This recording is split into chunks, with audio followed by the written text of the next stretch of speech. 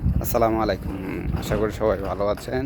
তবে সৌদি আরবের মাটিতে প্রচুর পরিমাণে গরম থাকা হলেও কি বাতাস থাকে প্রচুর।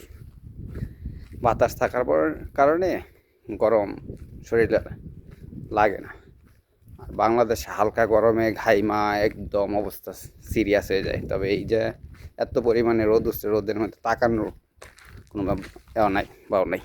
তারপরেও এই গরম শরীরে লাগতেছে না, বাতাস আছে। এটা হচ্ছে আহ, এই জিনিসটা এসে ভালো। যদি যে বাতাস না থাকতো তাহলে কি পরিমাণের যেন কষ্ট থাকতো মানুষের, তা বলার বাইরে। তবে আমরা যে জায়গায় আছি সেই জায়গাটা অনেক ভালো। রোদ থাকলেও বাতাস থাকে, ঠিক আছে। প্রায় সময় বৃষ্টি হয়।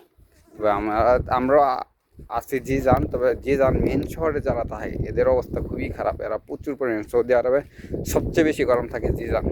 ওই জায়গায় যারা আছে তাদের কি অবস্থা, আমরা এই জায়গায় তাকাতে পারতেছি না রোদের জন্য। ওরা ওই জায়গার তো অবস্থা আরো সিরিয়াস।